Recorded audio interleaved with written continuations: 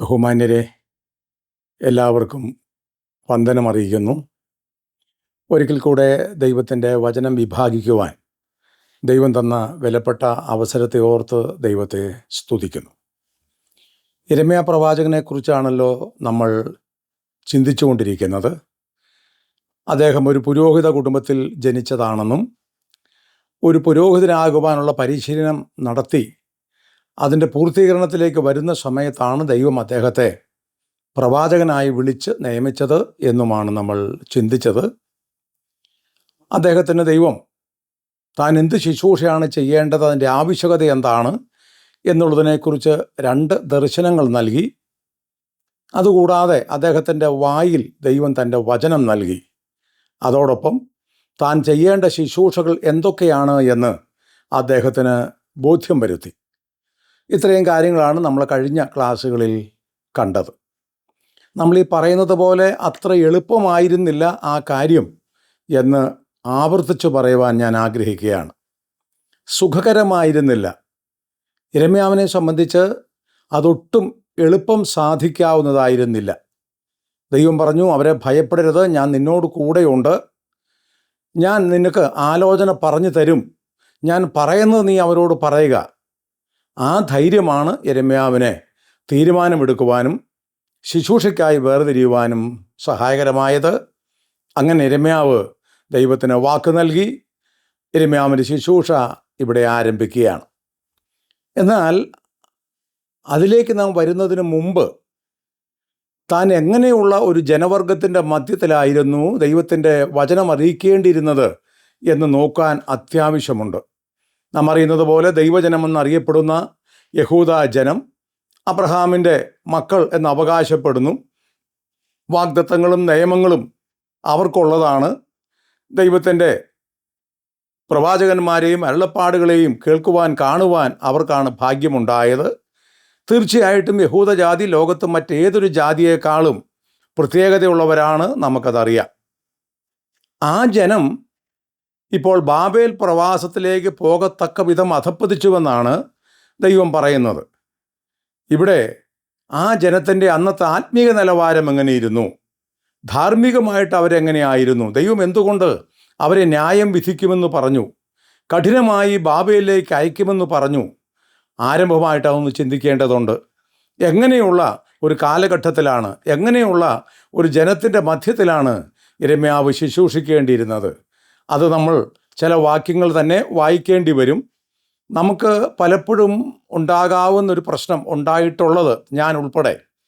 നമുക്ക് ആഗ്രഹമുണ്ട് കർത്താവിൻ്റെ അരുളപ്പാടറിയിക്കുവാൻ, കർത്താവിൻ്റെ ശുശ്രൂഷ ചെയ്യുവാൻ, ദൈവസഭയെ സ്നേഹിക്കുവാൻ, സേവിക്കുവാൻ ഒക്കെ ആഗ്രഹമുണ്ട്. പക്ഷേ അതിന് വിരുദ്ധമായ ആളുകളെ നാം കാണുന്നു. ദൈവജനമെന്ന് പേരുണ്ട് എന്ന് വരികിലും ഒരിക്കലും സഹായകരമല്ലാത്ത വിധത്തിൽ ശത്രുതാപരമായ പെരുമാറുന്ന ആളുകളെ കാണുന്നു. അത് നമ്മളെ പിടിച്ച് പുറകോട്ട് വലിക്കുകയാണ്, നിരുത്സാഹപ്പെടുത്തുകയാണ്. ഞാൻ എന്തിനാ ഈ കാര്യം ചെയ്യേണ്ടിയത് എന്ന് നമ്മൾ ചിന്തിക്കുകയോ ദൈവത്തിൻ്റെ ആലോചന വേണ്ടതുപോലെ ഗൗനിക്കാതെ പോവുകയോ ചെയ്യുന്നു. അങ്ങനെയുള്ള ഒരു പ്രവണത നിശ്ചയമായിട്ടും പലർക്കുമുണ്ട്. അതിൽ ഒരളവിൽ അവരെ കുറ്റം പറയാൻ കഴിയുകയില്ല എന്നാണ് ഞാൻ ചിന്തിക്കുന്നത്. എന്നാൽ യിരെമ്യാവിനോട് ചോദിക്കാം, യിരെമ്യാവേ, എങ്ങനെയുള്ള ഒരു സാഹചര്യത്തിലാണ് നീ ഈ ശുശ്രൂഷകളൊക്കെ ചെയ്തത്? നമുക്ക് താൻ ചെയ്ത ശുശ്രൂഷകൾ എന്താണെന്ന് വഴിയെ നോക്കാം. ഇപ്പോൾ 2-ാം അധ്യായത്തിലേക്ക് പോകാം. യിരെമ്യാവിൻ്റെ പ്രവചനം 2-ാം അധ്യായം, അതിൻ്റെ 8-ാം വാക്യം വായിച്ചു കേൾപ്പിക്കും. എങ്ങനെയുള്ള ഒരു ജനവർഗത്തോടും മേലധികാരികളോടുമായിരുന്നു യിരെമ്യാവ് അരുളപ്പാടുകൾ ദൈവത്തിൻ്റേത് അറിയിക്കേണ്ടിയിരുന്നത്? യഹോവ എവിടെയെന്ന് പുരോഹിതന്മാർ അന്വേഷിച്ചില്ല, ന്യായപ്രമാണജ്ഞന്മാർ എന്നെ അറിഞ്ഞില്ല, ഇടയന്മാർ എന്നോട് അതിക്രമം ചെയ്തു, പ്രവാചകന്മാർ ബാൽ മുഖാന്തരം പ്രവചിച്ച് പ്രയോജനമില്ലാത്തവയോട് ചേർന്ന് നടന്നു. ദൈവജനത്തിൻ്റെ മധ്യത്തിലെ ആത്മീക നേതൃത്വ സ്ഥാനത്തിരിക്കുന്ന 4 കൂട്ടരെക്കുറിച്ചാണ് ഇവിടെ പറയുന്നത്. ഒന്ന് പുരോഹിതന്മാർ. അവരെന്നെ അറിഞ്ഞില്ല എന്നാണ് ദൈവം പറയുന്നത്. ദൈവത്തെ അറിയാത്ത പുരോഹിതന്മാർ യാഗമർപ്പിക്കുന്നു എന്ന് പറഞ്ഞാൽ അതെന്തുമാത്രം വിരോധാഭാസമാണ്. ദൈവം പറയുക, അവർക്കെന്നെ അറിഞ്ഞുകൂടാ. ദൈവത്തെ അറിയാത്ത ഒരു പറ്റം പുരോഹിതന്മാർ അന്ന് ദൈവാലയത്തിൽ ശുശ്രൂഷ ചെയ്യുന്നു. രണ്ടാമത്തെ കൂട്ടർ ന്യായപ്രമാണജ്ഞരാണ്. അവരാണ് ന്യായപ്രമാണത്തിൻ്റെ സൂക്ഷിപ്പുകാർ, അവരാണ് ന്യായപ്രമാണത്തെക്കുറിച്ച് പ്രസംഗിച്ചു കൊണ്ടിരിക്കുന്നത്, ന്യായപ്രമാണം അറിയിക്കുന്ന ആളുകൾ. പക്ഷേ അവർക്ക് ദൈവത്തെ അറിഞ്ഞുകൂടാ. കർത്താവ് പറഞ്ഞു, തിരുവെഴുത്തിൽ കർത്താവിനെക്കുറിച്ചാണ് പറഞ്ഞിരിക്കുന്നത്. നമ്മളത് പല ഭാഗത്ത് വായിച്ചിട്ടുണ്ട്, വായിക്കുന്നുണ്ട്. വിശേഷ്യ ലൂക്കോസ് 24 നമ്മളത് കാണുന്നു, ഇപ്പോൾ വായിക്കുന്നില്ല. സങ്കീർത്തനങ്ങളിലും ന്യായപ്രമാണങ്ങളിലും നമ്മുടെ കർത്താവിനെക്കുറിച്ചാണ് പറഞ്ഞിരിക്കുന്നത്. തിരുവെഴുത്തുകളിൽ പറഞ്ഞിരിക്കുന്നത് കർത്താവിനെക്കുറിച്ചാണ്. അപ്പോൾ ന്യായപ്രമാണജ്ഞന്മാർ, ന്യായപ്രമാണത്തിലെ ജ്ഞാനികൾ എന്ന് അവകാശപ്പെടുന്നവർക്ക് ദൈവത്തെ അറിയാൻ കഴിഞ്ഞില്ല എന്ന് പറയുന്നത് എത്ര സങ്കടകരമാണ്. മൂന്നാമത്തെ കൂട്ടം ഇടയന്മാരാണ്. ദൈവജനത്തെ നടത്തുവാനായിട്ട് ദൈവത്താൽ നിയമിക്കപ്പെട്ടു എന്ന് അവകാശപ്പെടുന്ന ഒരു പറ്റം ഇടയന്മാർ. അവരെക്കുറിച്ച് നമ്മൾ പിന്നീടൊക്കെ നോക്കും. അവരെക്കുറിച്ച് പറയുന്നത് അവർ അതിക്രമം ചെയ്യുകയാണെന്നാണ്. അതിക്രമം ചെയ്യുന്ന ഇടയന്മാർ ഭരിക്കുന്നൊരു കാലം. ദൈവജനത്തിൻ്റെ മധ്യത്തിൽ ആത്മീയ നേതൃസ്ഥാനത്തിരിക്കുന്നവരാണ് ഇവരെന്ന് ഓർക്കണം. അവരതിക്രമം ചെയ്യുകയാണ്. നാലാമത്തേത് പ്രവാചകന്മാരാണ്. അവരെക്കുറിച്ച് പറയുക, അവർ ബാൽ മുഖാന്തരം കള്ളപ്രവചനം നടത്തുന്നവരാണ്. പറയുന്നത് യഹോവ ഇപ്രകാരം അരുളി ചെയ്യുന്നു എന്നാണ് എന്ന് വരികിലും അവർ ബാൽ മുഖാന്തരമാണ് അരുളി ചെയ്യുന്നത്. ബാലിൻ്റെ അന്യ ദൈവത്തിൻ്റെ ദേവൻ്റെ പ്രവാചകന്മാരാണ് അവർ. പക്ഷേ അവരവകാശപ്പെടുന്നത് അവർ യഹോവയുടെ പ്രവാചകന്മാരാണെന്നാണ്. ഈ വിധത്തിലുള്ള 4 നേതൃസ്ഥാനത്തിരിക്കുന്ന വിഭാഗങ്ങളെയാണ് ഇവിടെ നമ്മൾ പരിചയപ്പെട്ടത്. തീർന്നില്ല, 23-ാം അധ്യായത്തിലേക്ക് നമുക്ക് പോകണം. അവിടെ പ്രവാചകന്മാരെക്കുറിച്ച് പറഞ്ഞിരിക്കുന്ന 2 ഭയാനകമായ പ്രയോഗമുണ്ട്. നമുക്ക് വായിക്കാൻ തന്നെ സങ്കടം വരും. പക്ഷേ ദൈവവചനമായതുകൊണ്ട് നമുക്ക് വായിക്കാതിരിക്കാൻ പറ്റുകയില്ല. 23-ാം അധ്യായം 14-ാമത്തെ വാക്യം ആദ്യം വായിക്കാം. യിരെമ്യാവ് 23:14. യെരൂശലേമിലെ പ്രവാചകന്മാരിൽ ഞാൻ ഭയാനകമായ കാര്യം കണ്ടിരിക്കുന്നു. അവർ വ്യഭിചാരം ചെയ്ത് വ്യാജത്തിൽ നടക്കുന്നു. ആരും തന്റെ ദുഷ്ടത വിട്ടുതിരിയാത്ത വിധം അവർ ദുഷ്പ്രവൃത്തിക്കാരെ ധൈര്യപ്പെടുത്തുന്നു. അവരെല്ലാവരും എനിക്ക് സൊദോം പോലെയും അതിന്റെ നിവാസികൾ ഗോമോറ പോലെയും ആയിരിക്കുന്നു. പ്രവാചകന്മാരെക്കുറിച്ച് പറഞ്ഞിരിക്കുന്ന അവരുടെ പ്രവൃത്തികളെക്കുറിച്ച് പറഞ്ഞിരിക്കുന്നത് ശ്രദ്ധിച്ചോ? എന്തൊരു ഭയപ്പാടുളവാക്കുന്ന പ്രയോഗമാ. യെരൂശലേമിലെ പ്രവാചകന്മാർ വ്യഭിചാരം ചെയ്യുന്നു. ധാർമ്മിക മൂല്യമില്ലാത്ത പ്രവാചകന്മാർ. ഇതിനേക്കാൾ അധപ്പതിക്കാൻ വല്ലതുമുണ്ടോ? ദൈവം ഏറ്റവും വെറുക്കുന്ന ഈ കഠിനമായ പാപം അവർ ചെയ്യുകയാണ്. അവരുടെ ശുശ്രൂഷ എന്താ? പ്രവാചകന്മാരുടെ ശുശ്രൂഷ. വാസ്തവത്തിൽ ഭയം തോന്നുന്നു നമുക്കത് വായിക്കുമ്പോൾ. എത്ര നീചമായ ഒരു കാലം. അവർ കള്ളപ്രവാചകന്മാരാണെന്ന് ജനത്തിന് മനസ്സിലായിട്ടില്ല. അവരവകാശപ്പെടുന്നത് യഹോവ ഇപ്രകാരം അരുളി ചെയ്യുന്നു എന്നാണ്. എന്നാൽ അവരുടെ ജീവിതം കർത്താവ് പറയുകയാണ്, അവരിത്ര വഷളന്മാരായി ജീവിക്കുന്നവരാണ്. 23-ാം അധ്യായം തന്നെ 30-ാം വാക്യം കൂടെ വായിച്ച് കേൾപ്പിക്കും. ഈ പ്രവാചകന്മാർക്ക് ദൈവവചനത്തോടുള്ള ബന്ധമെന്തായിരുന്നു എന്ന് ഒരു രസകരമായ പ്രയോഗം അവിടെയുണ്ട്. 23-ന്റെ 30-ാമത്തെ വാക്യം യിരെമ്യാ പ്രവചനം. അതുകൊണ്ട് എന്റെ വചനങ്ങൾ അന്യോന്യം മോഷ്ടിക്കുന്ന പ്രവാചകന്മാർക്ക് ഞാൻ വിരോധമാകുന്നു എന്ന് യഹോവയുടെ അരുളപ്പാട്. വചനം മോഷ്ടിക്കുന്ന പ്രവാചകന്മാർ. സ്വന്തമായിട്ട് ആലോചനയൊന്നുമില്ല, സ്വന്തമായിട്ട് ദൈവം അവരോട് സംസാരിക്കുന്നില്ല. അതിന് പകരം വചനം മോഷ്ടിക്കുന്ന പ്രവാചകന്മാർ. എത്ര സങ്കടകരമാണ് എന്ന് മനസ്സിലായില്ലേ അന്നത്തെ ആത്മീക ലോകത്തിൻ്റെ സ്ഥിതി? ഒരുപക്ഷെ നമുക്ക് ഇങ്ങനെയുള്ള ചിലർ ഈ കാലത്ത് പരിചയം വന്നാൽ അത് സ്വാഭാവികം മാത്രമാണ്. നമ്മളായിട്ട് ആരെയും പ്രത്യേകിച്ച് കണക്ക് കൂട്ടുന്നില്ല, ആരെക്കുറിച്ചും പ്രത്യേകിച്ച് ഒന്നും ചിന്തിക്കുന്നില്ല. പക്ഷേ ഇങ്ങനെയുള്ള ലക്ഷണങ്ങൾ കാണുമ്പോൾ, വചനത്തിൽ ഇങ്ങനെയുള്ളവരെക്കുറിച്ച് പറയുമ്പോൾ നമ്മുടെ മനസ്സിലേക്ക് ഓർമ്മ വരും, ഇങ്ങനെയുള്ള പലരെയും അല്ലെങ്കിൽ ചിലരെ എനിക്ക് പരിചയമുണ്ടല്ലോ, നമ്മളത് ഓർത്തുകൊള്ളാം. അപ്പം ഇങ്ങനെയുള്ള ഒരു കാലത്താണ് യിരെമ്യാവ് ശുശ്രൂഷിക്കേണ്ടത്. തീർന്നില്ല, 5-ാം അധ്യായത്തിലേക്ക് വരാം. 1-ാം വാക്യം. വേറെ ഒരു പശ്ചാത്തലത്തിലാണത് പറയുന്നത്. പക്ഷേ നമ്മൾ പിന്നീട് അത് നോക്കുമായിരിക്കാം. ഇപ്പോൾ 5-ാം അധ്യായം 1-ാം വാക്യം ഇതിനോട് ചേർത്ത് നമുക്ക് ഒന്ന് വായിക്കണം. യെരുശലേമിലെ സ്ഥിതി. യെരുശലേം എന്ന് പറഞ്ഞാൽ ദൈവത്തിൻ്റെ വിശുദ്ധ നഗരമാണല്ലോ, ദൈവത്തിൻ്റെ ആലയം അവിടെയാണുള്ളത്. അവിടെയാണ് യാഗാർപ്പണം നടക്കുന്നത്, അവിടെയാണ് ഭക്തജനങ്ങൾ കൂടി വരുന്നത്, അവിടെയാണ് പെരുന്നാളുകൾ നടക്കുന്നത്. നമുക്കറിയാം യെരുശലേമിനെ പോലെ പ്രാധാന്യത അർഹിക്കുന്ന ഒരു സ്ഥലം യഹൂദനുണ്ടായിട്ടില്ല. ആ യെരുശലേമിലെ സ്ഥിതിയാണ് ഇനി വായിക്കുന്നത്. 5-ന്റെ 1-ാം വാക്യം. ന്യായം പ്രവർത്തിക്കുകയും വിശ്വസ്തത കാണിക്കുകയും ചെയ്യുന്നവൻ ഉണ്ടോ? അങ്ങനെ ഒരു മനുഷ്യനെ കാണുമോ എന്ന് യെരൂശലേമിന്റെ വീഥികളിൽ ചുറ്റിനടന്ന് അന്വേഷിക്കുകയും അതിന്റെ വിശാല സ്ഥലങ്ങളിൽ തിരഞ്ഞ് അറിയിക്കുകയും ചെയ്യുവീൻ. കണ്ടു എങ്കിൽ ഞാൻ അതിനോട് ക്ഷമിക്കും. ദൈവം പറയുക, യിരെമ്യാവേ, അത് പറയുന്ന പശ്ചാത്തലം നമുക്ക് പിന്നെ ചിന്തിക്കാം. യിരെമ്യാവേ, നീ യെരൂശലേമിലേക്ക് ചെല്ലണം. എന്നിട്ട് അതിൻ്റെ വീഥികളിൽ, അതിൻ്റെ മുറ്റത്തും പരിസര പ്രദേശങ്ങളിലുമൊക്കെ നീ അന്വേഷിക്കണം. വിശ്വസ്തനായ ഒരാളെ നീ കാണുമെങ്കിൽ, വിശ്വസ്തനായ ഒരാളെ നീ കാണിച്ചു തരാമെങ്കിൽ തീർച്ചയായും ഞാൻ അവർക്ക് വരുത്തുമെന്ന് പറഞ്ഞ ന്യായവിധി ഒഴിവാകും. ഇത് കേട്ടപ്പോൾ യിരെമ്യാവിന് എന്തൊരാശ്വാസമുണ്ടായി കാണും. യെരൂശലേം നഗരം, യെരൂശലേം ആലയം, യെരൂശലേം എന്ന വിശുദ്ധ മണ്ണ്, അവിടെ വിശ്വസ്തനായ ഒരാൾ പോലുമില്ല എന്ന് ചിന്തിക്കാൻ ആർക്കും സാധ്യമല്ല. നിർഭാഗ്യവശാൽ യിരെമ്യാവ് അന്വേഷിച്ചു, മടുത്തു, ദുഃഖിച്ചു, കരഞ്ഞു എന്നല്ലാതെ വിശ്വസ്തനായ ഒരാളെ അവിടെ കണ്ടെത്താൻ കഴിഞ്ഞില്ല. എന്തൊരു ആത്മീക നാശം സംഭവിച്ച, എന്തൊരധപ്പതിച്ച കാലത്തായിരുന്നു യിരെമ്യാവ് ശുശ്രൂഷിക്കേണ്ടിയിരുന്നത്. സൊദോമിനെ നശിപ്പിക്കുമെന്ന് ദൈവം അബ്രഹാമിനോട് പറയുമ്പോൾ അബ്രഹാം സൊദോമിന് വേണ്ടി പക്ഷവാദം ചെയ്യുന്നുണ്ടല്ലോ. 50 പേര് 100 പേരെന്നൊക്കെ പറഞ്ഞ് ഒടുവിൽ വന്നപ്പോൾ അബ്രഹാം പറഞ്ഞില്ലേ, 10 പേരുണ്ടെങ്കിൽ നീ ആ പട്ടണം നശിപ്പിക്കുമോ? ദൈവം പറഞ്ഞു, ഇല്ല, സൊദോം ഗൊമോറ തുടങ്ങിയ 4 പട്ടണങ്ങൾ ഞാൻ നശിപ്പിക്കുകയില്ല.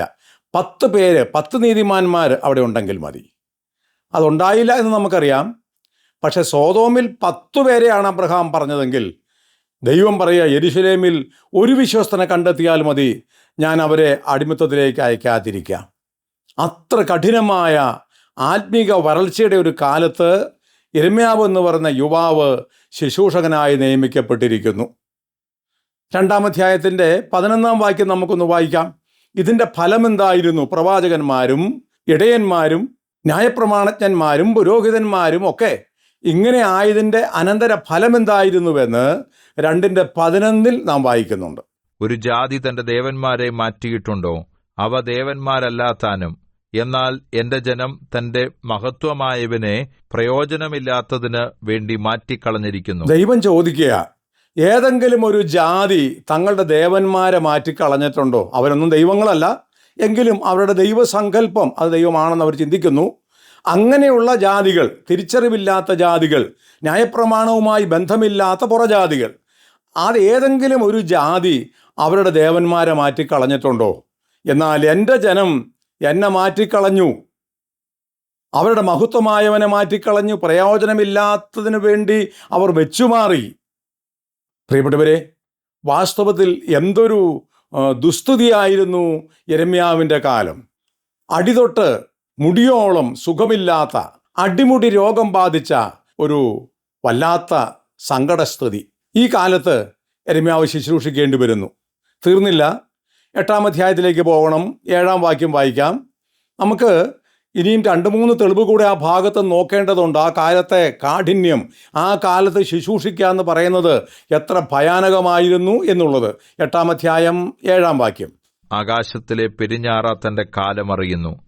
കുറുപ്രാവും മീവൽപക്ഷിയും കൊക്കും മടങ്ങിവരവിനുള്ള സമയം അനുസരിക്കുന്നു. എന്റെ ജനമോ യഹോവയുടെ ന്യായം അറിയുന്നില്ല. കാലം തിരിച്ചറിയാത്തൊരു ജാതി. ദൈവം പറയുക, ഈ ഭൂമിയിലെ ഇതര ജീവികൾക്കൊക്കെ മടങ്ങിവരവിൻ്റെ കാലമറിയാം. കൊക്കും മീവൽ പക്ഷിയും ഒക്കെ മടങ്ങി എപ്പോൾ വരണം എന്നവർക്കറിയാം. പക്ഷെ എൻ്റെ ജനത്തിന് അറിഞ്ഞുകൂടാ. അറിയാഞ്ഞിട്ടല്ല, അറിഞ്ഞുവെന്നവർ അംഗീകരിക്കുന്നില്ല, ഭാവിക്കുന്നില്ല. പ്രവാചകന്മാർ പറഞ്ഞുകൊണ്ടിരുന്നു. ഇപ്പം യിരെമ്യാവ് പറയുകയാണ്, സഹോദരന്മാരെ, സഹോദരിമാരെ, നിങ്ങൾ പാപങ്ങളെ ഉപേക്ഷിക്കണം, നിങ്ങൾ മാനസാന്തരപ്പെടണം, ദൈവത്തെങ്കിലേക്ക് മടങ്ങി വരണം, പാപത്തെ ഉപേക്ഷിക്കണം, വേർപെട്ടു വരണം. ഇതാണ് ഈ പറയുന്നത്. ഇത് ആവർത്തിച്ചു പറഞ്ഞുകൊണ്ടിരുന്നിട്ടും അവരാരും ദൈവത്തെങ്കിലേക്ക് മടങ്ങി വരുന്നില്ല. അവർ പറഞ്ഞ സമയമായിട്ടില്ലെന്നാ. കാലമായിട്ടില്ല, തിരക്ക് കൂട്ടേണ്ട കാര്യമില്ല യിരെമ്യാവേ എന്ന് പറയുകയാണ്. എന്തൊരു വിവരമില്ലായ്മയും നമുക്ക് തോന്നുകില്ലേ? ഇതിനോട് ചേർത്ത് ഒത്തിരി കാര്യം നമുക്ക് ചിന്തിക്കാൻ ആവശ്യം വരും. നമ്മുടെ വാഴ്ത്തപ്പെട്ട കർത്താവ് ഈ ഭൂമിയിലായിരുന്നപ്പോൾ അവൻ പിറക്കുവാനായിട്ടൊരു സ്ഥലം അന്വേഷിച്ച് അവൻ്റെ അമ്മയും വളർത്തപ്പനും കൂടെ സഞ്ചരിച്ചത് നിങ്ങൾക്ക് ഓർമ്മ വരുമല്ലോ. അവരോരോ വീടുകളിൽ ചെന്നു. സത്രത്തിൽ സ്ഥലമില്ലാത്തത് കൊണ്ട്, ലോഡ്ജിൽ ഇടമില്ലാത്തത് കൊണ്ട് ഓരോ യഹൂദൻ്റെ വീട്ടിലും ചെന്ന് അവർ ചോദിച്ചു. യോസഫ് പറഞ്ഞു, എൻ്റെ ഭാര്യയ്ക്ക് പ്രസവവേദനയാണ്, ഒരല്പം സ്ഥലം, ഒരു പക്ഷേ റൂമില്ലെങ്കിൽ ഈ വരാന്തയിൽ ഒരല്പം സ്ഥലം തന്നാൽ മതി, ഞങ്ങളത് മറച്ച് കെട്ടി അവിടെ കഴിഞ്ഞുകൊള്ളാം എന്ന് പറഞ്ഞു. പക്ഷേ നാം അറിയുന്നത് പോലെ യഹൂദന്മാർ, അബ്രഹാമ്യ സന്തതികൾ അവരനുവദിച്ചില്ല. അവർ പറഞ്ഞു, ഇവിടെ സ്ഥലമില്ല, പൊയ്ക്കൊള്ളുക.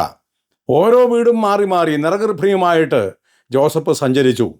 നാം അറിയുന്നത് പോലെ നാം യേശുവിനെ കാണുന്നത് ഒരു പശുത്തൊട്ടിയിലാണ്, പുൽത്തൊട്ടിയിലാണ്. പ്രിയപ്പെട്ടവരെ, ദൈവത്തിൻ്റെ പുത്രന് പിറക്കുവാൻ സ്ഥലം കൊടുക്കാത്ത മൂഢജാതി അതായിരുന്നു യഹൂദന്മാർ. തീർന്നില്ല, അവരുടെ മധ്യത്തിൽ വാഴ്ത്തപ്പെട്ട കർത്താവ് 33.5 തിരുവയസ്സ് വരെ നടന്നു, ശുശ്രൂഷിച്ചു. അവിടെ നിന്നയും പരിഹാസവും ഒക്കെ സഹിച്ചു. എന്നിട്ട് ഒടുവിൽ യെരുശലേമിനെ നോക്കി നമ്മുടെ കർത്താവ് ചങ്ക് തകർന്നതുപോലെ കരഞ്ഞില്ലേ? യെരുശലേമേ, യെരുശലേമേ, നിന്നെ എൻ്റെ അടുക്കൽ ചേർത്ത് കൊള്ളുവാൻ എനിക്ക് എത്രയോ വട്ടം മനസ്സായിരുന്നു, നിങ്ങൾക്കോ മനസ്സായില്ല. അപ്പോൾ ദൈവപുത്രനോട് ഇതാണ് അവർ ചെയ്തതെങ്കിൽ അതിനേക്കാൾ കൂടുതൽ പ്രതീക്ഷിക്കാൻ ദൈവദാസന്മാർക്ക് ആർക്കും അവകാശമില്ല. ഇപ്പോൾ യിരെമ്യാവിൻ്റെ കാലത്ത് കാലങ്ങൾ തിരിച്ചറിയാത്ത ഒരു ജനവർഗമായിട്ട് യഹൂദൻ മാറി. ഒരർത്ഥത്തിൽ യഹൂദനെ നമ്മൾ കുറ്റം പറഞ്ഞുകൊണ്ടിരിക്കുകയാണ് എന്ന് തോന്നാം. പക്ഷേ അവരെക്കുറിച്ച് നല്ലത് പറയാൻ എന്തെങ്കിലും ഉണ്ടായിരുന്നെങ്കിൽ നമുക്കത് പറയാമായിരുന്നു. യിരെമ്യാ പ്രവചനം 52-ാം അധ്യായം നിങ്ങൾ വായിച്ചു നോക്കിക്കോ. അവിടങ്ങളെല്ലാം നിറഞ്ഞു നിൽക്കുന്നത് ആ ജാതിയുടെ പാപമാണ്. വിലാപങ്ങളുടെ പുസ്തകം വായിച്ചു നോക്കിയാലും അത് തന്നെ. ഇടനെഞ്ച് പൊട്ടി യിരെമ്യാവ് കരഞ്ഞുകൊണ്ട്, കണ്ണുനീർ വറ്റാത്ത കണ്ണുമായിട്ട് യിരെമ്യാവ് ദൈവത്തോട് നിലവിളിക്കുന്നുണ്ട്. അവിടെ എല്ലാം ദൈവം പറയുന്നു, യിരെമ്യാവേ, ക്ഷമിക്കാൻ എനിക്ക് മനസ്സുണ്ട്, പക്ഷേ അവരവരുടെ പാപങ്ങൾ ഉപേക്ഷിക്കുന്നില്ല, മാനസാന്തരപ്പെടുവാൻ കാലമായില്ല എന്നവർ പറയുന്നു. നമുക്ക് 2-ാം അധ്യായം 35-ാം വാക്യത്തിലേക്ക് വരണം. അവരുടെ പാപത്തോടുള്ള മനോഭാവം എന്തായിരുന്നുവെന്ന് യിരെമ്യാവ് രേഖപ്പെടുത്തിയിട്ടുണ്ട്. 2-ാം അധ്യായം 35-ാമത്തെ വാക്യം. നീയോ, ഞാൻ കുറ്റമില്ലാത്തവൾ, അവിടുത്തെ കോപം എന്നെ വിട്ടുമാറിയിരിക്കുന്നു സത്യം എന്ന് പറയുന്നു. ഞാൻ പാപം ചെയ്തിട്ടില്ല എന്ന് നീ പറയുന്നതുകൊണ്ട് ഞാൻ നിന്നോട് വ്യവഹരിക്കും. ഞാൻ പാപം ചെയ്തിട്ടില്ല, എനിക്ക് ഒരു പാപത്തെക്കുറിച്ചും ബോധമില്ല.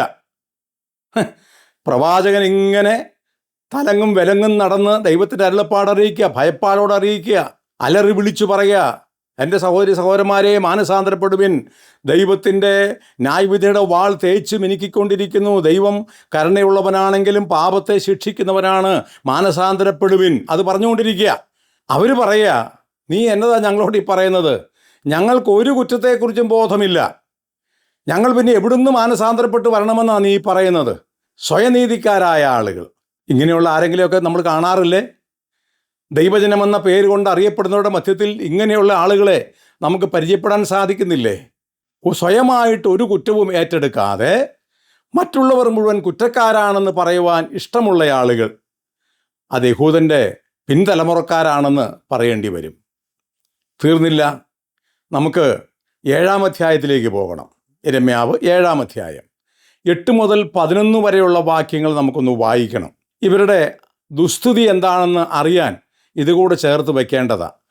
7-ാം അധ്യായം 8 മുതൽ 11 വരെയുള്ള വാക്യങ്ങൾ യിരെമ്യാ പ്രവചനം. നിങ്ങൾ പ്രയോജനമില്ലാത്ത വ്യാജവാക്കുകളിൽ ആശ്രയിക്കുന്നു. നിങ്ങൾ മോഷ്ടിക്കുകയും കൊല ചെയ്യുകയും വ്യഭിചരിക്കുകയും കള്ളസത്യം ചെയ്യുകയും ബാലിന് ധൂപം കാട്ടുകയും നിങ്ങൾ അറിയാത്ത ദേവന്മാരോട് ചേർന്ന് നടക്കുകയും ചെയ്യുന്നു. പിന്നെ വന്ന് എന്റെ നാമം വിളിച്ചിരിക്കുന്ന ഈ ആലയത്തിൽ, ശ്രദ്ധിച്ചോണേ, പിന്നെ വന്ന് എന്റെ നാമം വിളിച്ചിരിക്കുന്ന ഈ ആലയത്തിൽ എന്റെ സന്നിധിയിൽ നിന്നുകൊണ്ട് ഞങ്ങൾ രക്ഷപ്പെട്ടിരിക്കുന്നു എന്ന് പറയുന്നത് ഈ മ്ലേച്ഛതകളെല്ലാം ചെയ്യേണ്ടതിന് തന്നെയോ? എന്റെ നാമം വിളിച്ചിരിക്കുന്ന ഈ ആലയം കള്ളന്മാരുടെ ഗുഹ എന്ന് നിങ്ങൾക്ക് തോന്നുന്നുവോ? എനിക്കും അങ്ങനെ തന്നെ തോന്നുന്നു എന്ന് യഹോവയുടെ അരുളപ്പാട്. സകല പാപങ്ങളും ചെയ്തിട്ട് നിങ്ങൾ എൻ്റെ മന്ദിരത്തിലേക്ക് വരിക, ആലയത്തിലേക്ക് വരികയാ. എന്നിട്ട് നിങ്ങൾ ഞങ്ങൾ രക്ഷപ്പെട്ടിരിക്കുന്നു എന്ന് പറയുക. എല്ലാ പാപങ്ങളും ചെയ്യുന്നിട്ട് അവകാശവാദം ദേവാലയത്തിൽ വന്നിട്ട്, നമ്മുടെ വാക്കിൽ പറഞ്ഞാൽ സഭാഹോളിൽ വന്നിട്ട് ഗംഭീരമായ അവകാശവാദങ്ങളാണ്. പാപം ചെയ്യുന്നതിന് യാതൊരു തടസ്സവുമില്ല, പാപത്തെ പൂരിപ്പിച്ചുകൊണ്ടിരിക്കുന്നു, ദൈവഭയം നഷ്ടപ്പെട്ടു പോയി, എങ്കിലും കൂട്ടമായി വന്ന് പറയുക രക്ഷിക്കപ്പെട്ടിരിക്കുന്നു. ദൈവം ചോദിക്കുക, ഈ ആലയം കള്ളന്മാരുടെ ഗുഹയാണെന്ന് നിങ്ങൾക്ക് തോന്നുന്നുണ്ടോ? എനിക്കും അങ്ങനെ ഇപ്പോൾ തോന്നുന്നത്. അപ്പോൾ ദൈവത്തിൻ്റെ ആലയത്തിൽ വന്ന് സ്വയം അവകാശപ്പെടുന്ന, സകല പാപവും ചെയ്തിട്ടു രക്ഷപ്പെട്ടു എന്ന് പറയുന്ന ഒരു പറ്റം ജനം. ഇത്രയും ഭയാനകമായൊരു സ്ഥിതി. ഒരു വാക്യം കൂടെ വായിച്ചാൽ ആ ഭാഗത്ത് നമുക്ക് മുന്നോട്ട് പോകാം. ഈ സംഭവങ്ങൾ ഇങ്ങനെയെല്ലാം നടന്ന കാലത്ത് ദൈവത്തിൻ്റെ സ്ഥാനം അവരുടെ മധ്യത്തിൽ എന്തായിരിക്കാം? ദൈവത്തിൻ്റെ സ്ഥാനം യഹൂദജാതിയുടെ മധ്യത്തിൽ എന്തായിരിക്കും എന്നൊരു ചിന്ത നമുക്കുണ്ടാകേണ്ടതല്ലേ? 14-ാം അധ്യായം നമുക്കെടുക്കാം. 14-ാം അധ്യായം അതിൻ്റെ 8-ാം വാക്യത്തിൽ നമ്മൾ ആ കാര്യം വായിക്കുന്നുണ്ട്. ഉദാഹരണമായിട്ട് ചില വാക്യങ്ങളാണ് നമ്മൾ വായിക്കുന്നത്. ഇത്രയെങ്കിലും വായിച്ചില്ലെങ്കിൽ നമുക്കൊരു സാമാന്യ ധാരണ ഉണ്ടാവുകയില്ല എന്നതുകൊണ്ടാണ് പല ആളുകളും ദൈവം ബാബേലിലേക്ക് യഹൂദനെ തള്ളിക്കളഞ്ഞതിനെക്കുറിച്ച് കുറ്റകരമായി കാണുന്നുണ്ട്. അത് വളരെ മോശമായി പോയി, കഠിനമായി പോയി, ഈ ദൈവമാണോ സ്നേഹവാൻ എന്നൊക്കെ ചോദിക്കാറുണ്ട്. പക്ഷേ ഇവരെ എങ്ങനെ ശിക്ഷിക്കാതെ വിടും? ദൈവത്തിന് നീതി അനുസരിച്ച് ഇവരെ എങ്ങനെ ദൈവത്തിന് ശിക്ഷിക്കാതിരിക്കാൻ കഴിയും എന്നുള്ള സംശയം നമ്മുടെ മനസ്സിൽ ഉണ്ടാകാതിരിക്കേണ്ടതിനാണ് നമ്മളിതിങ്ങനെ നോക്കിക്കൊണ്ടിരിക്കുന്നത്. വായിക്കാമോ 14-ന്റെ 8-ാം വാക്യം? ഇസ്രായേലിന്റെ പ്രത്യാശയും കഷ്ടകാലത്ത് അവന്റെ രക്ഷകനുമായുള്ള യഹോവേ, അവിടുന്ന് ദേശത്ത് ഒരു അപരിചിതനെപ്പോലെയും ഒരു രാത്രി പാർക്കുവാൻ മാത്രം കൂടാരമടിക്കുന്ന വഴിപോക്കനെപ്പോലെയും ആയിരിക്കുന്നതെന്ത്? ദൈവത്തോട് യിരെമ്യാവ് ചങ്ക് തകർന്ന് ചോദിക്കുക, ദൈവമേ, നീ ഞങ്ങളുടെ മധ്യത്തിൽ ഒരു രാപാർക്കുവാൻ വേണ്ടി വന്ന ഒരു വഴിപോക്കനെ പോലെ, ഒരു രാത്രി കൂടാരമടിച്ച് കഴിയേണ്ടതിന് വന്ന ഒരു വഴിപോക്കനെ പോലെ ഇരിക്കുന്നതെന്ത്? നമുക്കറിയാം, ആ കാലത്ത് ഇന്നത്തെ പോലെ ലോഡ്ജൊന്നുമില്ല. ആളുകൾ യാത്ര ചെയ്യുമ്പോൾ രാത്രിയായാൽ അടുത്തുള്ള വീട്ടിൽ, യഹൂദനാണെങ്കിൽ യഹൂദൻ്റെ ഭവനത്തിൽ ചെന്ന് ചോദിക്കും, ഇന്ന് രാത്രി സഹോദര ഞാനിവിടെ കഴിഞ്ഞോട്ടെ, എനിക്ക് ദൂരയാത്ര പോകേണ്ടതാണ്. നിശ്ചയമായിട്ടും അവർ ഭവനത്തിൽ പ്രവേശിപ്പിക്കും, താമസിപ്പിക്കും. ഇതാണ് അന്നത്തെ പതിവ്. ആ ആശയത്തിലാണ് ഇവിടെ പറയുന്നത്. യിരെമ്യാവ് പറയുക, ദൈവം തമ്പുരാൻ വന്ന് തൻ്റെ ജനത്തിൻ്റെ വീടിൻ്റെ വാതിക്കൽ വന്ന് മുട്ടുക, മക്കളെ ഇന്ന് രാത്രി ഞാനിവിടെ ഒന്ന് കഴിഞ്ഞോട്ടെ, നിങ്ങളുടെ കൂട്ടത്തിൽ ഒരു രാത്രി ഒന്ന് കഴിഞ്ഞോട്ടെ. മാറി മാറി ദൈവം തമ്പുരാൻ ചോദിക്കുക. പക്ഷേ അവർക്ക് വേണ്ട. അങ്ങനെ ഒരു വഴിപോക്കനെ പോലെ ദൈവം, സർവജ്ഞാനിയും സർവ്വവ്യാപിയും സർവശക്തനുമായ, അടുത്തുകൂടാത്ത വെളിച്ചത്തിൽ വസിക്കുന്ന സൈന്യങ്ങളുടെ ദൈവമായ യഹോവ, മഹാനും ഭയങ്കരനുമായ ദൈവം, ആ ദൈവം ഈ യഹൂദന്മാരുടെ പടിപ്പുരയ്ക്കൽ വന്ന് മുട്ടേണ്ടി വന്നു, എന്നിട്ടും സ്ഥാനം കിട്ടിയില്ല എന്നാണ് യിരെമ്യാവ് പറയുന്നത്. ഇത്ര തകർന്ന, ഇത്രയും ആത്മീകമായിട്ട് അധപ്പതിച്ച ഒരു കാലത്താണ് ദൈവം യിരെമ്യാവിനെ വിളിച്ചു പറഞ്ഞു, യിരെമ്യാവേ, ഞാൻ നിന്നെ പൊളിക്കുവാനും പണിയുവാനുമായി നിയമിച്ചിരിക്കുന്നു. അമ്മയുടെ ഉദരത്തിൽ നിന്ന് പുറപ്പെടുന്നതിന് മുമ്പ് തന്നെ ഞാൻ നിന്നെ കണ്ടെത്തി, ഞാൻ നിന്നെ വേർതിരിച്ചു. ഇപ്പോൾ ഞാൻ നിന്നെ നിയമിച്ചിരിക്കുന്നു. നീ പോവുക, എൻ്റെ വചനം ഞാൻ നിൻ്റെ വായിൽ തരുന്നു, നീ അവരോട് പോയി പ്രസംഗിക്കുക. യിരെമ്യാവിൻ്റെ ഹൃദയം തകർന്ന് യിരെമ്യാവ് ആ ശുശ്രൂഷ ശിരസാ വഹിക്കുവാൻ തയ്യാറായി. ഇത്ര അധപ്പതിച്ച ജനവർഗത്തെ എങ്ങനെയും മാനസാന്തരത്തിലേക്ക് കൊണ്ടുവരണമെന്ന് ആ ഭക്തൻ ആഗ്രഹിച്ചു. ഏത് കാലത്തും ദൈവവചനം അറിയിക്കുന്ന ദൈവദാസന്മാരുടെ ഉള്ളിലെ ആഗ്രഹം അതാ, പ്രാർത്ഥനയതാ. യോഗങ്ങൾ സംഘടിപ്പിക്കുന്ന ദൈവദാസന്മാരുടെ ഉള്ളിലെ ആഗ്രഹം അതാ. മറ്റൊന്നും ആഗ്രഹിക്കുന്നില്ല, വേറൊന്നും പ്രതീക്ഷിക്കുന്നില്ല. ദൈവവചനത്താൽ ജനം മാനസാന്തരപ്പെടണം, പറയുന്നവരും കേൾക്കുന്നവരും ഒരുപോലെ രൂപാന്തരപ്പെടണം, മാനസാന്തരപ്പെടണം, ദൈവത്തിന് ഫലകരമായി തീരണം. ഈ ആഗ്രഹമാണ് ഏതൊരു കാലത്തും ദൈവിക അരുളപ്പാട് അറിയിക്കുവാൻ ദൈവദാസന്മാരെ പ്രേരിപ്പിക്കുന്നത്. യിരെമ്യാവ് ശുശ്രൂഷ ചെയ്തു കൊള്ളാം എന്ന് ദൈവത്തോട് വാക്ക് പറയുകയും അങ്ങനെ ശുശ്രൂഷിക്കാനായിട്ട് ആരംഭിക്കുകയും ചെയ്തു. ഇനി നമ്മൾ നോക്കാൻ പോകുന്നത് യിരെമ്യാവിൻ്റെ ജീവിതവും ശുശ്രൂഷയും എങ്ങനെ ഇരുന്നു എന്നാണ്. അതാണ് നമ്മൾ ഇനി 5-ാമതായിട്ട് കാണുവാൻ പോകുന്നത്. അതിൻ്റെയും ഒരു സൂചനയെ നമുക്ക് നോക്കാനൊക്കെ ഉള്ളൂ. അതിനേക്കാൾ നമുക്ക് വിശദമാക്കാൻ ഈ പഠനത്തിൽ സാധിക്കുകയില്ല. യിരെമ്യാവ് എങ്ങനെ ജീവിച്ചു, എങ്ങനെ ശുശ്രൂഷിച്ചു, ഇത് രണ്ടും ഒരുപോലെ പ്രാധാന്യമുള്ളതാണെന്ന് നമുക്കറിയാം. നാം പറയുന്നത് പോലെ ഒരു നാണയത്തിൻ്റെ 2 വശം പോലെ തന്നെ പ്രാധാന്യമുള്ളതാണ് ജീവിതവും ശുശ്രൂഷയും. ഇവിടെ യിരെമ്യാവ് എങ്ങനെ ജീവിച്ചു, എങ്ങനെ ശുശ്രൂഷിച്ചു, തൻ്റെ ശുശ്രൂഷ എന്തായിരുന്നു, ദൈവം എന്താണ് പറഞ്ഞത്, യിരെമ്യാവ് എന്താണ് ദൈവത്തിൻ്റെ വചനമായിട്ട് ദൈവം അരുളി ചെയ്യുന്നു എന്ന് പറയുന്നത്. 26-ാം അധ്യായം അതിൻ്റെ 12-ാം വാക്യം നോക്കാം. യിരെമ്യാവ് പ്രസംഗം തുടങ്ങി കുറച്ച് നാളായി. അതിൻ്റെ മധ്യത്തിൽ യിരെമ്യാവിൻ്റെ പ്രസംഗം എങ്ങനെയിരുന്നു എന്നുള്ളതിൻ്റെ ചില സൂചനകൾ അത് മാത്രം നമുക്ക് നോക്കാം. 26:12. അതിന് യിരെമ്യാവ് സകല പ്രഭുക്കന്മാരോടും സർവ്വജനത്തോടും പറഞ്ഞത്, നിങ്ങൾ കേട്ടതായ വാക്കുകളെല്ലാം ഈ ആലയത്തിനും നഗരത്തിനും വിരോധമായി പ്രവചിക്കുവാൻ യഹോവ എന്നെ അയച്ചിരിക്കുന്നു. യിരെമ്യാവ് പറയുക, ഇപ്പം സഹോദരന്മാരെ, ഈ ആലയത്തിനും ഈ നഗരത്തിനും വിരോധമായി പ്രവചിക്കുവാൻ യഹോവ എന്നെ അയച്ചിരിക്കുന്നു. ഏത് നഗരം? യെരൂശലേം നഗരം. ഏതാലയം? യഹൂദൻ്റെ അഭിമാനമായ യെരൂശലേമിലെ ആലയം. ആ ദൈവാലയത്തിനെതിരായിട്ട് പ്രസംഗിക്കുവാൻ ദൈവം എന്നെ അയച്ചിരിക്കുന്നു. എൻ്റെ പ്രിയപ്പെട്ടവരെ, വാസ്തവത്തിൽ എത്ര കഠിനമായ പ്രസംഗമാണ്, എത്ര ഭയാനകമാണ്. 2 വാക്യം സൂചനയായിട്ട് നമുക്ക് നോക്കാം. 137-ാം സങ്കീർത്തനം നമുക്ക് എടുക്കണം. അതിൻ്റെ 5ഉം 6ഉം വാക്യങ്ങൾ നോക്കാം. ഒരു യഹൂദനെ സംബന്ധിച്ച് അവന് ദേവാലയം എങ്ങനെ ഇരിക്കുന്നു, അതൊരു സൂചന മാത്രമാണ്. ഈ ആശയത്തിൽ ധാരാളം തെളിവുകൾ വചനത്തിലുണ്ട്. എങ്കിലും 1-2 വാക്യങ്ങൾ സൂചിപ്പിക്കുക. 137-ാം സങ്കീർത്തനം 5ഉം 6ഉം വാക്യം. ഭക്തനായ ഒരു യഹൂദൻ ദൈവാലയത്തോട് ബന്ധപ്പെട്ട് എന്താ പറയുന്നത്? യെരൂശലേമേ, നിന്നെ ഞാൻ മറക്കുന്നുവെങ്കിൽ എന്റെ വലം കൈ മറന്നു പോകട്ടെ. നിന്നെ ഞാൻ ഓർക്കാതെ പോയാൽ, യെരൂശലേമിനെ എന്റെ മുഖ്യ സന്തോഷത്തെക്കാൾ വിലമതിക്കാതെ പോയാൽ, എന്റെ നാവ് അണ്ണാക്കിനോട് പറ്റിപ്പോകട്ടെ. എൻ്റെ നാവ് അണ്ണാക്കോട് പറ്റിപ്പോകട്ടെ. യെരൂശലേമേ, നിന്നെ ഞാൻ മറന്നുപോയാൽ എൻ്റെ വലം കൈ മറന്നു പോകട്ടെ. യെരൂശലേമിനേക്കാൾ മറ്റേതെങ്കിലും മുഖ്യ സന്തോഷമായിട്ട് എനിക്ക് തീർന്നെങ്കിൽ എൻ്റെ നാവ് അണ്ണാക്കോട് പറ്റിപ്പോകട്ടെ. ഇതാണ് ഭക്തനായ ഒരു യഹൂദന് ദേവാലയത്തെക്കുറിച്ചും യെരൂശലേമിനെക്കുറിച്ചുമുള്ള മനോഭാവം.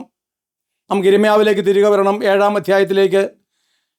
ഇങ്ങനെയാണ് യഹൂദന്മാർ ദേവാലയത്തെയും യെരൂശലേം നഗരത്തെയും കണ്ടിരുന്നത് എങ്കിൽ ആ നഗരത്തിനെതിരായിട്ട്, ആ ആലയത്തിനെതിരായിട്ട് ഇപ്പോൾ ഒരു ചെറുപ്പക്കാരൻ വന്ന് പ്രസംഗിക്കുന്നു പറഞ്ഞാൽ, നിരന്തരം പ്രസംഗിക്കുന്നു എന്ന് വന്നാൽ അതെത്ര കഠിനമായിട്ടായിരിക്കും അവർക്ക് അനുഭവപ്പെട്ടത്. നമ്മൾ 7-ാം അധ്യായം 4-ാം വാക്യവും പിന്നീട് 14-ാം വാക്യവും നമുക്ക് വായിക്കണം. യിരെമ്യാ പ്രവചനം അവരെങ്ങനെയാണ് ആലയത്തെ കണ്ടത്? 7-ാം അധ്യായം 4-ാം വാക്യം ആദ്യം വായിക്കും. യഹോവയുടെ മന്ദിരം, യഹോവയുടെ മന്ദിരം, യഹോവയുടെ മന്ദിരം എന്നിങ്ങനെയുള്ള വ്യാജവാക്കുകളിൽ ആശ്രയിക്കരുത്. 14-ാം വാക്യം. എന്റെ നാമം വിളിച്ചിരിക്കുന്നതും നിങ്ങൾ ആശ്രയിക്കുന്നതുമായ ഈ ആലയത്തോടും നിങ്ങൾക്കും നിങ്ങളുടെ പിതാക്കന്മാർക്കും ഞാൻ നൽകിയിരിക്കുന്ന ഈ സ്ഥലത്തോടും ശീലോവിനോട് ചെയ്തതുപോലെ ഞാൻ ചെയ്യും. അവിടെ 2 പ്രയോഗം നോക്കണം. യഹൂദൻ ആലയത്തിൽ വന്നിട്ട് യഹോവയുടെ മന്ദിരം, യഹോവയുടെ മന്ദിരം എന്ന് പറഞ്ഞാൽ അവനങ്ങ് അട്ടഹസിക്കുകയാണ്. യിരെമ്യാവിൻ്റെ കാലത്ത് ദേവാലയത്തിൽ വന്നിട്ട് ഇത് യഹോവയുടെ മന്ദിരം, അവൻ്റെ അഭിമാനമായിട്ട് അവൻ ഏറ്റു പറയുക. ഓർക്കണം, ദൈവം ഒരു വഴിപോക്കനെ പോലെ അവരുടെ മധ്യത്തിൽ. ഇവർ സകലവിധ പാപവും ചെയ്തുകൊണ്ടിരിക്കുക, തുടർന്നുകൊണ്ടിരിക്കുക. പക്ഷേ അവരുടെ ആർപ്പ് യഹോവയുടെ മന്ദിരമെന്നാണ്. നമ്മൾ 14-ാം വാക്യത്തിൽ വായിച്ചത്, നിങ്ങൾ ആശ്രയിക്കുന്നതായ ഈ ആലയം. യിരെമ്യാവിൻ്റെ കാലമായപ്പോൾ ദൈവാശ്രയം നഷ്ടപ്പെട്ടു, ദൈവാലയ ആശ്രയക്കാരായി മാറി. ദൈവജനത്തിൻ്റെ ദുസ്തുതി. ദൈവത്തെ ആശ്രയിക്കേണ്ടവർ, തങ്ങളുടെ അപ്പന്മാർ, വല്യപ്പന്മാർ ദൈവത്തെ ആശ്രയിച്ച് ജീവിച്ച് അനുഗ്രഹം അനുഭവിച്ചിടത്ത് ഇവർ മക്കളും കൊച്ചുമക്കളുമായപ്പോൾ ദൈവാലയത്തെ ആശ്രയിക്കുകയാണ്. എന്തൊരു ദുരവസ്ഥയാണ്. അവരുടെ മതഭക്തി എത്ര വലുതായിരുന്നു. ശരിക്കും മതഭ്രാന്തന്മാരായിട്ട് അവർ മാറിയില്ലെങ്കിലേ അത്ഭുതമുള്ളൂ. ഇതൊക്കെ ഇന്ന് നമ്മുടെ മധ്യത്തിൽ നമ്മൾ പതിവായി കാണുന്നതാണ്. ഇനിയത്തെ പ്രസംഗം ആർക്കെതിരാണെന്ന് നോക്കിയാട്ടെ. യിരെമ്യാ പ്രവചനം 23-ാം അധ്യായം 1-ാമത്തെ വാക്യം. എന്റെ മേച്ചിൽപ്പുറത്തെ ആടുകളെ നശിപ്പിക്കുകയും ചിതറിക്കുകയും ചെയ്യുന്ന ഇടയന്മാർക്ക് അയ്യോ കഷ്ടം എന്ന് യഹോവയുടെ അരുളപ്പാട്. ഇപ്പം ഇടയന്മാർക്ക് നേരെ യിരെമ്യാവ് തിരിഞ്ഞു. ഓർത്തുകൊള്ളണേ, ആലയത്തിനെതിരെ തിരിഞ്ഞു, പ്രസംഗിച്ചു, അതിന് പ്രകോപനമുണ്ടായി, അതിന് അനന്തരഫലം വളരെ വലുതായിരുന്നു. നമ്മളതൊക്കെ കർത്താവ് അനുവദിക്കുന്ന പോലെ പിന്നെ നോക്കും. ഇപ്പോൾ ഇടയന്മാർക്കെതിരെ പ്രസംഗിക്കാൻ വരിക യിരെമ്യാവ്. നമ്മൾ ചിന്തിച്ചല്ലോ പല പ്രാവശ്യം, യിരെമ്യാവിന് ഏകദേശം 20 വയസ്സേ ഉള്ളൂ. ഈ 10 20 അല്ലെങ്കിൽ 25 വയസ്സുള്ള ഒരു ചെറുപ്പക്കാരൻ നിന്ന് സഭാമൂപ്പന്മാർക്കെതിരെ, ഇടയന്മാർക്കെതിരെ പ്രസംഗിക്കുക. ഒരു ദിവസമല്ല, കേവലം കുറേ പേരോടല്ല, നടന്ന് പ്രസംഗിക്കുക. യഹൂദൻ്റെ വീഥികളിലൂടെ നടന്ന് പ്രസംഗിക്കുക, അതിശക്തമായി പ്രസംഗിക്കുക, കഠിനമായ വാക്കിൽ പറയുക. പ്രിയപ്പെട്ടവരെ, പ്രവാചകകാലത്തെ ഏറ്റവും പ്രധാനപ്പെട്ട ഒരു പ്രശ്നം സഭാ ഇടയന്മാർ, യെരുശലേമിലെ ഇസ്രയേലിൻ്റെ ഇടയന്മാർ, അവർ വളരെ അധപ്പതിച്ച ഒരു കാലം. യെശയ്യാവും ആമോസും യെഹെസ്കേലും ഒക്കെ ഇടയന്മാർക്കെതിരെ അതിശക്തമായിട്ട് സംസാരിച്ചിട്ടുണ്ട്. ഇതിൻ്റെ അർത്ഥം ദൈവം എഴുന്നേൽപ്പിച്ച ദൈവദാസന്മാരായ സഭാമൂപ്പന്മാർക്കോ ശുശ്രൂഷകന്മാർക്കോ എതിരെ നാം എഴുന്നേൽക്കുക എന്നുള്ളതല്ല. അങ്ങനെ തെറ്റായിട്ടൊന്നും ആരും വ്യാഖ്യാനിച്ചേക്കരുത്. അതല്ല ഇതിൻ്റെ അർത്ഥം.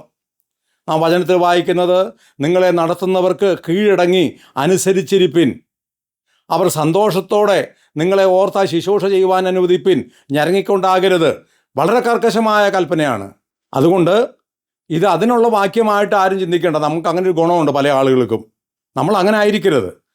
അന്ന് ഇത്രയും അധപ്പതിച്ച ഇടയന്മാർക്കെതിരെ ദൈവം തൻ്റെ വാളോങ്ങുന്നു, അതറിയിക്കുവാനായിട്ട് യിരെമ്യാവ് വിളിക്കപ്പെട്ടിരിക്കുകയാണ്. അപ്പോൾ യിരെമ്യാവിൻ്റെ പ്രസംഗത്തിലെ 2 വിഷയം നാം ചിന്തിച്ചു. ഒന്ന്, ആലയത്തിനും നഗരത്തിനുമെതിരെ. 2, അന്നത്തെ ആത്മീക നേതൃത്വത്തിനെതിരെ. മൂന്നാമതൊരു കാര്യം കൂടെ നോക്കാം. 38-ാം അധ്യായം 1-ാമത്തെ വാക്യം. ഇനി യിരെമ്യാവിൻ്റെ അടുത്ത പ്രസംഗം എന്താ? ഇതിനിടയ്ക്ക് പല പ്രസംഗങ്ങൾ നടന്നു, ഇല്ലെന്നല്ല. പക്ഷേ അതിൽ പ്രധാനപ്പെട്ട കാര്യങ്ങളല്ലേ നോക്കാൻ പറ്റുകയുള്ളൂ. 38-ാം അധ്യായം 1-ാം വാക്യത്തിൽ എന്താണ് ഇനി യിരെമ്യാവ് പറയുന്നത്?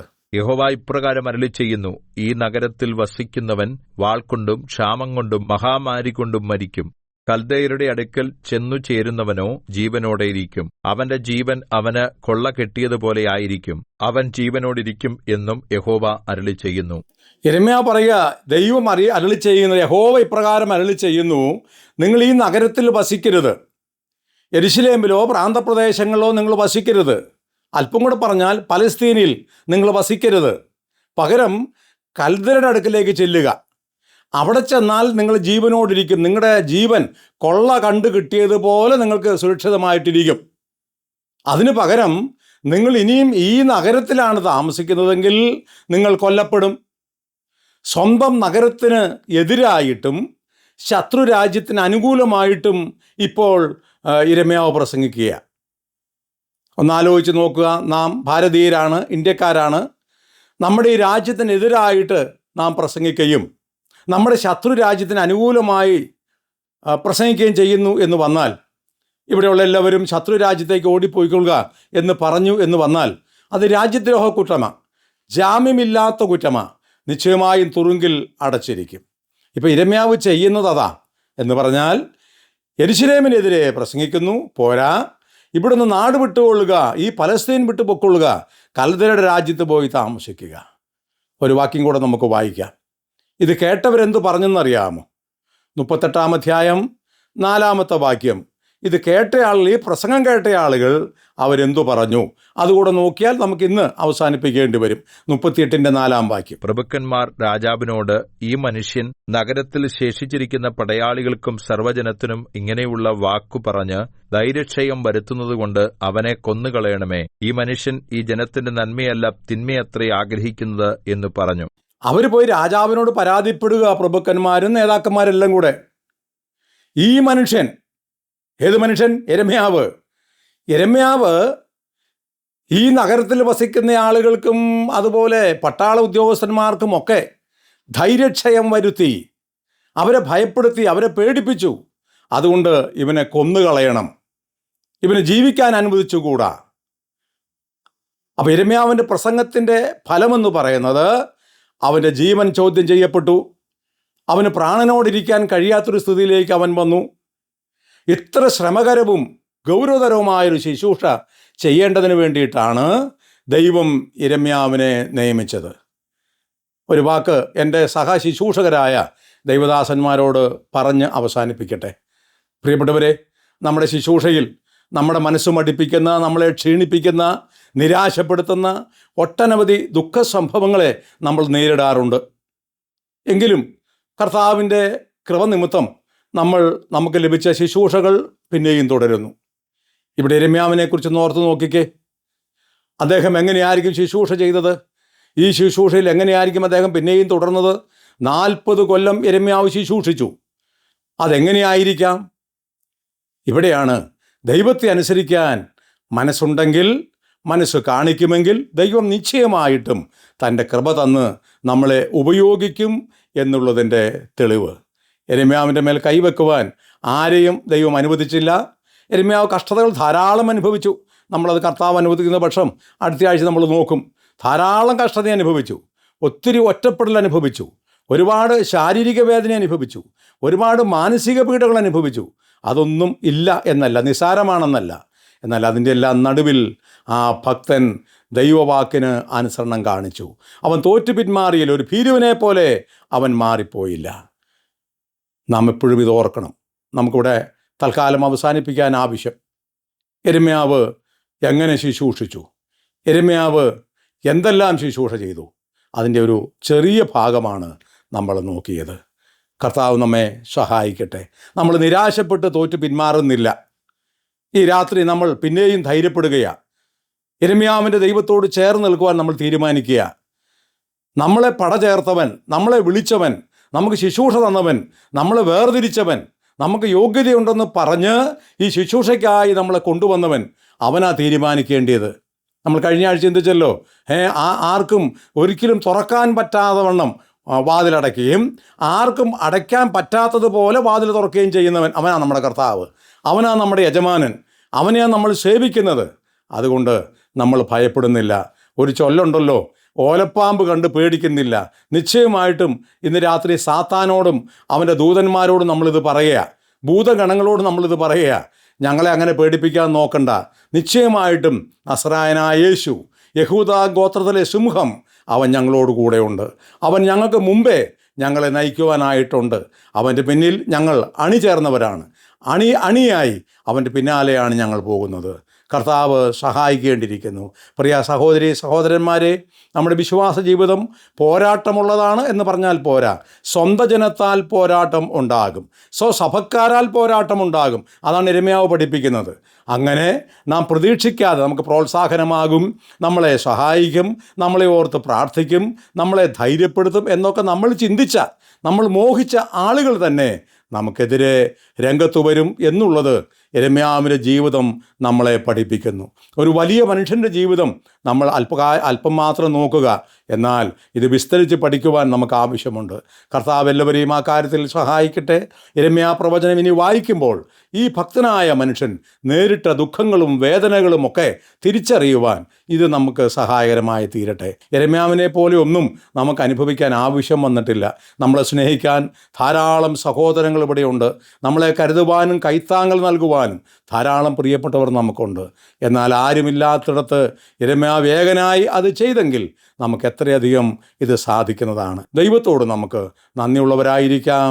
ദൈവനാമം വാഴ്ത്തപ്പെടുമാറാകട്ടെ.